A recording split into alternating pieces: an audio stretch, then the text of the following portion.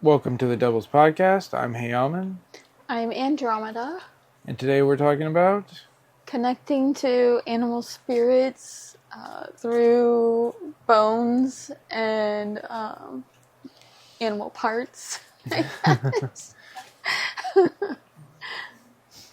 because you can use like brains and stuff. Well, yeah, but like there's other things like I Furs, know there's pelts. pelts, horns from like deer and sheep, rams, goats. Like you can use. Sometimes people will sell raccoon bones and mainly I use bones. I do have I have a rabbit's foot, and I don't know if it was ethically sourced because I got it from a shop we used to go to often. Didn't even think about it, and then later on was like researching and realized like oh it might not have been ethically sourced. I think for me in particular, I do use animal bones regularly, and I do like to make sure they were ethically sourced.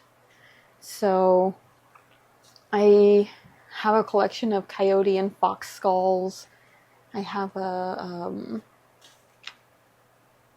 believe it's a crow skull, but I think it was marketed as a raven skull. But when I got it, I was like, this is a little bit small for a raven. And for me in particular, especially because dreams are such a big part of my magical practice, when I do obtain a new item, a new bone, I will sit with it and connect with the energetic current. And like even before I will buy the piece, I'll make very sure that that spirit of that animal wants to connect with me in the first place. Because I have had bones that I've wanted to buy, and I've just felt like the animal was like, yeah, no, like I want to work with someone else, not you. But I mean, there's a shop we go to quite often where one of the sellers there has a collection of bones, and there's been occasions when we've walked into the shop and I've literally felt like, oh, there's something here, like I need to go check it out. And I bought a few pieces from that particular seller just because they are ethically sourced. I know they're ethically sourced, and also, if the spirit is calling out to me, that means that it is most likely conducive to my practice. And there's definitely you want to make sure you are not just jumping in and taking whatever calls out to you, but you're gonna, when you do start this practice, you're going to be able to feel kind of like that energy. And I think it does take practice. But if you start with small bones, something that's easily obtainable, you're going to learn how that energy current feels. And also, I believe that animals are a lot more pure than humans. And so I've not really had a very bad experience heretofore. Not yet. But when I bring that skull or that bone home, I will just spend time connecting with it. Some are more standoffish, and some are more like they want. I have a coyote skull in particular where the spirit is very tricky. She likes to play games. She doesn't give clear answers, but she's also she's seeking connection in a way, and she's a guide, but she doesn't want to just give you the answer. She wants you to figure it out. So she goes about it in a very, I guess, coyote type of way. And And then I will, each night when I go to sleep, I will connect with that spirit as I'm falling asleep. And at some point I will have a dream. And usually the animal will show me like a plant or a tree or a person, and that's in connection with their name. There was one in particular, fox, where she clearly gave me her name, and it was because it was not in connection to any type of plant or crystal or anything like that. Typically, they have names that are kind of in connection to like places in the world or plants or animals, like other animals. But this one, she has, I'm not going to tell her name, but she has a very Egyptian or Arabic, I guess you would say, Arabic sounding name. And it's interesting because you wouldn't think of a fox as having an Arabic style name, especially one from North America. But that's... When it's, you know, when you're working with any sort of like being or animal, because I've connected to animals and animal currents through not using animal bones too, but you know, using some sorts of remains and stuff, connecting pieces. But you know, when I connect with the spirit of an animal to do work with it, and it's not necessarily like a specific animal, it's more so you can connect to like the spirit of that specific animal or a specific animal. Like I have animals that I work with, specific ones, and then I've got, you know, you can connect to the current of that entire species of animal, you know, dating back the primal energies that are connected to it, and stuff like that. So it's not like it's not like you have to work with a specific being. Like you can work with the current and, you know, entities or spirits or beings or what have you will come to you based on that. And I know I've worked with, you know, certain animals and types of animals, especially draconian work and shape-shifting work, and you know, and long before that I was working with, you know, my spirit animals that I work with and stuff like that. But yeah, so it's not like if you work with like the remains of an animal, you have to work with that specific animal only. Like it's a link to connect to the current, and then also if you have those remains, you don't have to work with the entire current, even though it's very beneficial overall, depending on what work you're doing. Yeah. But yeah, which I think is interesting. Like, what do you do when you get a skull or you get yeah, because I know most of them are skulls. Yeah. So it's like, talk me through the process. Like, what do you do to cleanse it? What do you do to prepare it to start working with it? I mean, there's not really, I don't know if it would be a cleansing process, because you're not wanting to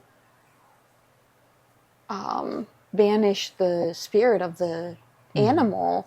You definitely don't want there to be other attachments or anything like that. But if I will sense with my energy to see if there is some type of a connection, and see if there's something going on where there is something else there. And then if there is, I will you know, use smoke cleanse it. Sometimes I'll use crystals. And it's quite funny because all of my skulls, actually, I prop them up with crystals. And each animal spirit tends to have a favorite crystal or rock. So they all have, you know, a little chunk of something. And it's you don't want to use water or oil or anything like that on a skull. Typically, if I have a skull that needs work, I'll use a thin twine, like a string, not just thread, but like a slightly stronger than thread. And you can use there's different types of glue you can use.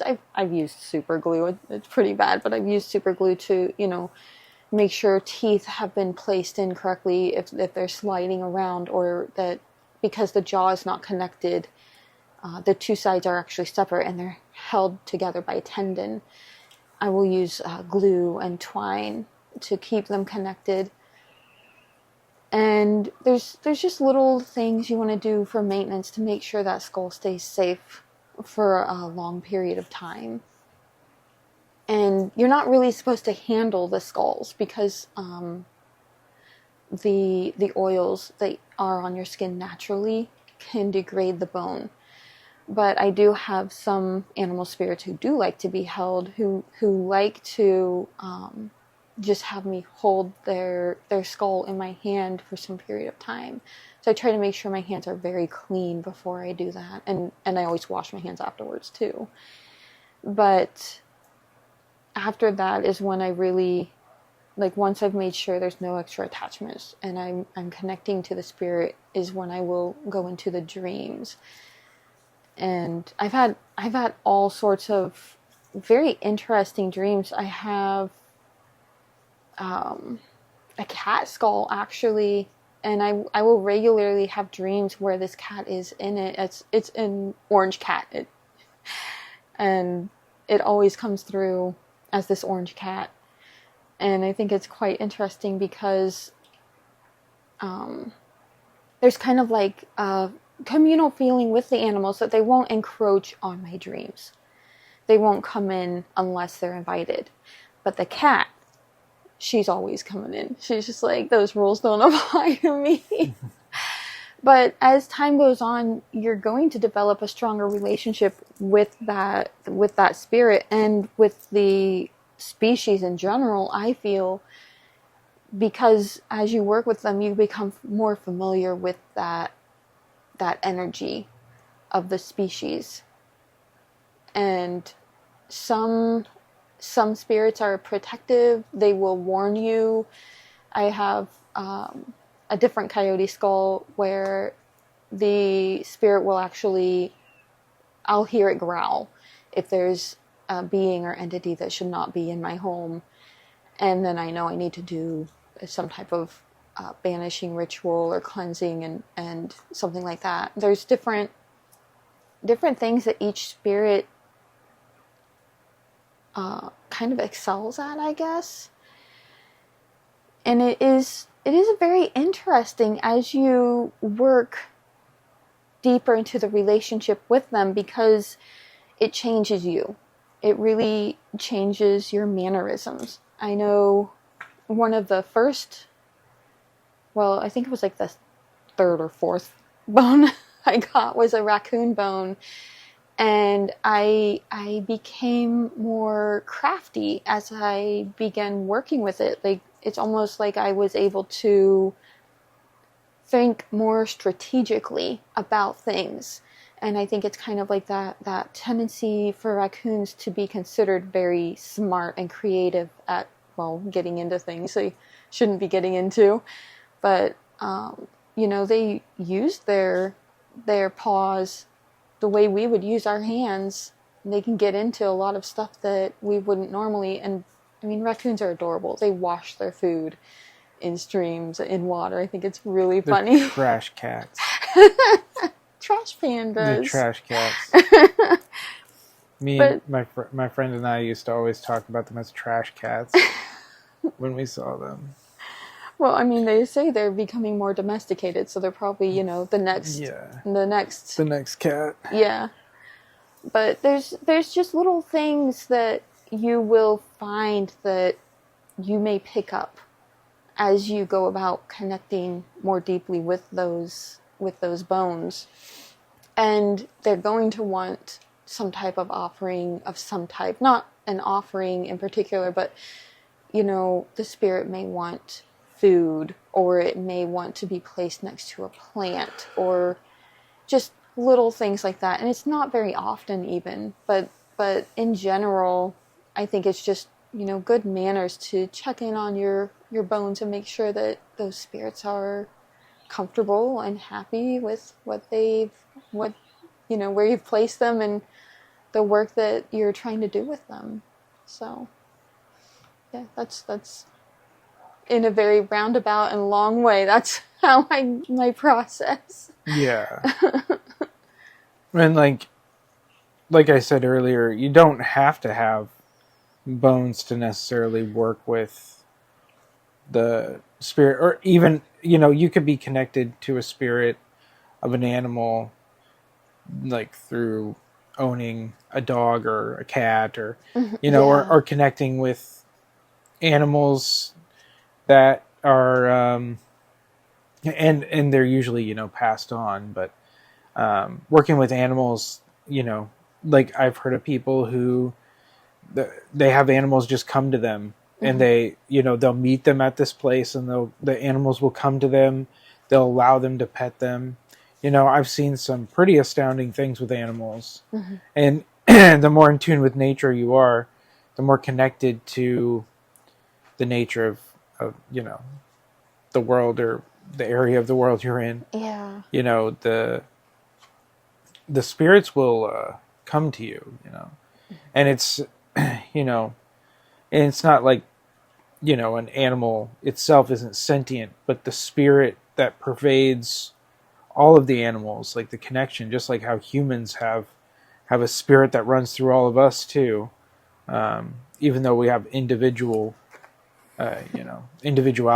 too. But when you're like the spirit of the species or the race or what have you, it's more than just like working with, like you don't have to work with one being. You don't have to work with any specific thing. There's a lot of shapeshiftery stuff. Not saying like shapeshifting into something, but the animal, the spirit of nature itself, or the spirit of the animal form, has a shapeshifter quality. Like when you're working with like, like magic that is related to the forest or to the jungle or to nature beyond just like, the local park or the animal you have in a cage. You're able to work with nature on a full different scale. You're working with an energy that is basically a macrocosm of energies that are all working together, a universe that's inside the planet, of all these energies of different types, different species, different, life forms, plants, and I'm not saying you shouldn't work with bones, because I'm saying you definitely should. But I'm saying you can connect deeper than what you would think with just, working with the spirits of the nature. And you can do that through, if you don't feel connected to it normally, like you live in New York City or something. You live in some city that's just, you can't get away, and you're stuck, at a desk job, and you have a skull next to you, and you tap into the skull every time you want to, connect with that energy, and it's a primal nature energy, and so don't feel like if you have a skull, or you can get a skull that's ethically sourced, that's not like necessarily the animal you want to work with, or it's like it's calling to you, but it feels like it's not like that specific animal, or that specific spirit, in that they will work with you to get you to where you need to go, and the right things will come to you if you're meant to do that work, and you want to be careful, because just like with any remains at all, how the being was, how their life ended can reflect in the work that you're doing with them and how it can affect you. Absolutely. That's why I make sure to always use ethically sourced bones, because you don't want an animal that's been poached or hunted in some way. I mean, it could be something that's beneficial. I know some people will use animal bones from the produce that they've bought from the store, like chicken bones, and some people will use deer bones from deer that they've hunted.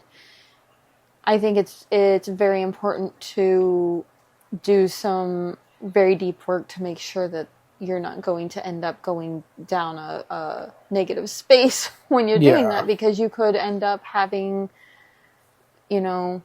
unless the animal was willing to, participate in that act. Because I've heard hunters say that sometimes when they're hunting, the animal will come to you and it will present itself.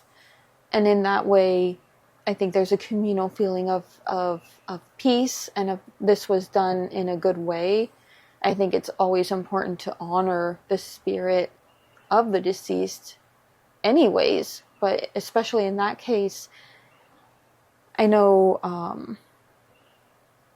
some hunters who are more spiritual will do a prayer and offer tobacco or some type of some thing to the land, to the spirit, before they even move on to, with the process of, of death, of taking the meat and stuff. And I think the other, I'm trying to remember, it was something I was going to say and I forgot. It was something along the lines of, you don't have to have the animal bones to connect with the spirit, like Yaman was saying. I have some very deep connections with other animal spirits that I've never owned any bones of. It's animals that are not even in our particular area of the world, but I have deep connections to those animals because I work with the energies. And there's also, you can use animal remains in your spell work. I think it can become incredibly potent when you do that. I know I used to have some tarantulas. Me and my daughter had some tarantulas, and they ended up passing away. They were male, and they don't have a long lifespan in the first place. So, when they passed, I definitely had that feeling of they didn't want to be buried or anything like that. They wanted to be used in my spell work, and I will use them. And I work with bees, and I've had bees come and just, I found dying bees in my general vicinity at regular periods of time. And there's a definite feeling that they want to be used. It's quite crazy how I've had some of these animal remains come to me, because I'll just be, one time I was walking through the parking garage at one of my jobs, and there was a dead wasp, or no, it was a hornet. There was a dead hornet on the ground. And I just had this feeling of, this is to be used. Take it. And I did. I took it, and I gave an offering to the land spirits, to the spirit in general. A prayer, actually. I didn't have anything I could offer, but some water and a prayer when I took it. And I think that's part of the process of connecting with the animal spirit, because as you do this work, as you connect with the spirits of the animal remains, you're going to have more opportunities to use them, because I think the land spirits see they're using these. They're not just throwing them out or desecrating them or doing, whatever people regularly do, they're using them in some way. And especially if you have a good connection with the land spirits, you're going to have more opportunities to find remains and gather them in order to use them productively in your spell work. You can also use, like, if you want to use the spirit of the animal in your spell work and you don't have the animal parts, you can actually write the word and spend time connecting with that energy current of the animal. Write that word out on a piece of paper and then put that paper into your spell work, or draw. If you're an artist, you can draw or even create a sigil that represents that particular animal and use that when you're doing your spell work. And it's especially potent if you're going to burn that paper and use the ash, because I feel like that's the process of, you've created something, you've burned it, and now you're using the remains, and it almost mirrors a life of like being created, being born, living your life, and then dying. So it's gone through the cycle, and now you're using the ash, the remains, as you would an actual animal remain. So that's another... Yeah, it's an interesting way to use it. Yeah. I never really thought of it that way. And like, when I've done... I mean, I don't own any bones myself. One day I'll have a human skull, I'm sure. I know it's calling to me. Yeah, I don't want to spend the $2,500 or possibly $10,000 on an ethically sourced human skull. One day I will have one. As a psychic, I don't know how I would feel about having it. I would not mind it at all. If they had a good life and a good death, then yeah, that's like, yeah, because there's places online where you can order them. They're scientific, and they're real human skulls, and they're scientific skulls that people can buy that have been studied and stuff. They sell them for a lot of money. They're really expensive, but I've bought expensive instruments in my life, so why couldn't I buy an expensive skull that's going to last way longer? Okay, then. But it's funny how you think, like scientific use, of course, perfectly natural, but then you're like, owning it for magical use, oh no. Yeah, like, exactly. How dare you do that? Yeah, there should be a box you get to check on your license. You know how they have the donate to science, or they should have a donate to magic check that you can check, so that magicians anywhere can have access to your bones. Yeah. And they can they'll be distributed. National Society of Magicians can take your remains. Take your human remains and use them in their magical spells. Like, it's like you're all of a sudden, one minute you're happily passing away, the next minute you're in some guy's some guy or girl's temple being summoned, and he's holding the skull and chanting these insane cantations over the top of it while burning a candle on it. What happened to the retirement that death is supposed to be? Yeah, I know. I'm stuck in the afterlife. Yeah, I'm working for this magician, Work my whole life, and now I have to work my whole afterlife. Yeah. Your retirement before you... the retirement from 65 to whenever, whenever you died, it wasn't retirement. It was just a break before the next part of your job was starting to be fulfilled. It's like Bob from the Dresden Files. The skull. The poor skull. He sometimes carries him around in a bag just to use his spirit.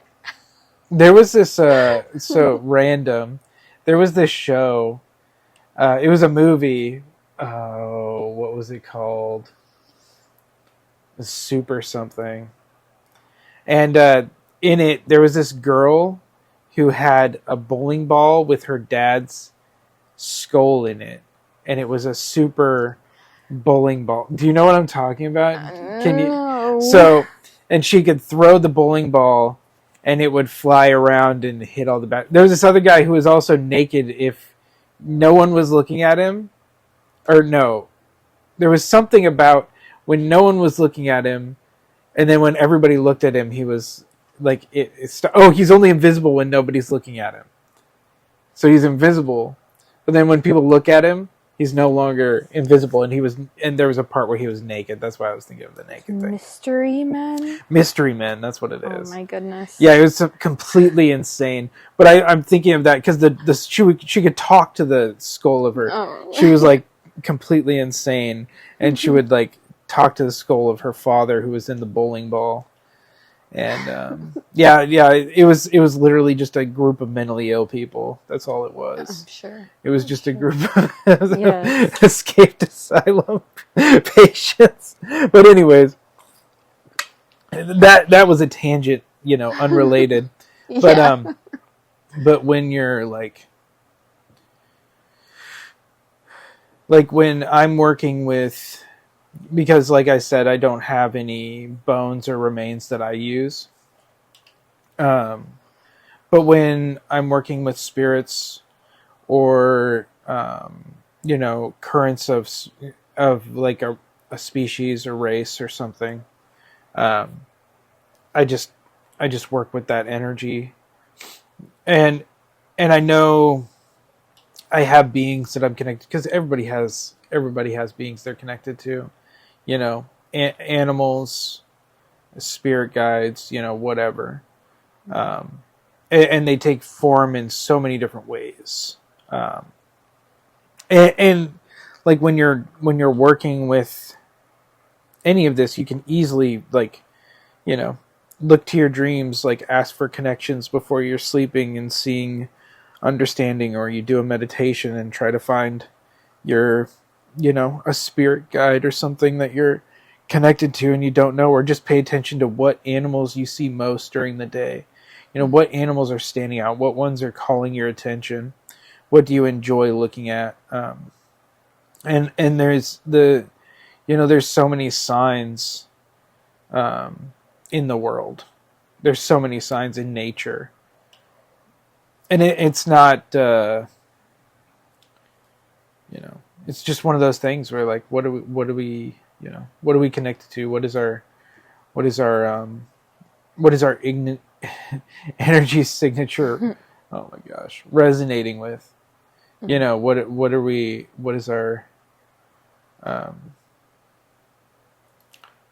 is our connection to this world and all of the stuff that fill it, and beyond too, because it's not just us, and we're not the only things that exist here, and this planet isn't the only thing that exists in the universe. Yeah. You can even connect to the spirits of fire, or you connect to the spirits of water, or connect to the spirits of air or earth. These are all spirits within, these are, so to speak, it's you can't really have remains of them, but these are connections to, spirits of the air. You can connect to birds, but you're connecting to the spirits of the air. You're connecting to the spirits of the water, which could be like fish or whales or whatever, but you're not, it's more of like all of the spirits pertained in that aspect of the element. Yeah, and I mean, you could actually buy a skull replica for a specific animal that you're connecting with, and work to imbue that skull with the energy of that animal. You definitely want to approach it from a good state of mind, because if you're not in a good state of mind, you could imbue it with a little bit more negative energy. But in general, especially if you've already done the work to connect with the energy current of that particular animal, when you imbue that skull with that energy current, you're basically putting that spirit into that skull. And it's not so much that it is the animal remains, it's that it's a conduit. It's kind of like having a walkie-talkie. So you're using the skull to communicate with the energy. And at some point, it may be done. You may feel that energy has, gone its course and it's time to move on, and then you can do a proper burial for that piece or allow it to move on to someone else. Yeah. Yeah. I actually have a 3D printed raven skull that has been very fun to work with because I really worked with that energy of connecting with ravens, especially in my work with the Morrigan. So Yeah. it's very interesting how that works. What deck do you have? I have the Lunar Nomad Oracle by Shaheen Miro. What was the reading you did? I think you have some cards there. Yes, I do. So this deck, it's not marketed as a Lenormand. I don't know how it's pronounced. Everyone says it differently. But it is, since I started working with the Lenormand, I've noticed that these cards are very similar. But I have my own interpretation. So I have the Rider, and that is, it can be indicative of a messenger, the dream state, connections across the universe, the world, across realms. And then I have Key, which, and in the Rider you've got your camel and the San Francisco Bridge, and there's a woman in the background, kind of almost like a spirit. But then in the Key, you have your hand holding a key, and there's a gate and a castle in the background. And the key is about you. You have the key to connect. You have the key that can open into that other world. So it's kind of saying that there's like a communication of sorts, and you have the conduit, the way to connect, the way to open the gate. And then I got Familiar. I love this one. It's the black cat. And I think it's very funny because it's almost like a communication, a connection being made across realms with, well, like we were talking about with animals. So in this case, it would be connecting with this familiar spirit, this animal spirit, and they become your familiar. They become that type of entity for you. I know it's quite funny. I was going to talk about this and I completely forgot. When you do work with these animal spirits, they can in a way become familiars for you. They don't have to be a living animal to be your familiar. And this reading is really about that, making that connection and the messenger, and being able to receive the messages and open the gate so that this animal spirit can work with you in a way that is conducive for not only you, but also the animal. That's awesome. Yeah. Well, I think we're going to end it here. We have links below, or on our bio on YouTube. If you go to our bio area on YouTube, we got all our links. There's our Etsy's donation link and my website, HeYamin.com. And on Spotify, I know the links are below, but I don't know if the links are everywhere else because I haven't been able to see that. So, but YouTube, it's all there too. So, if you liked it, please like it or share it with people if you think other people would be interested. Subscribe if you really want to see more of this. We're doing this we're getting these out every Monday and Friday, around 2 Pacific time. And if you have any comments, you can comment down below. If you have any interest in, you have anything to share or anything to ask or what have you. Ask questions. Yeah. Always be curious. Yeah. And, I think that covers all the bases. So, as always, the darkness in me sees and honors the darkness in you. This has been the Doubles Podcast.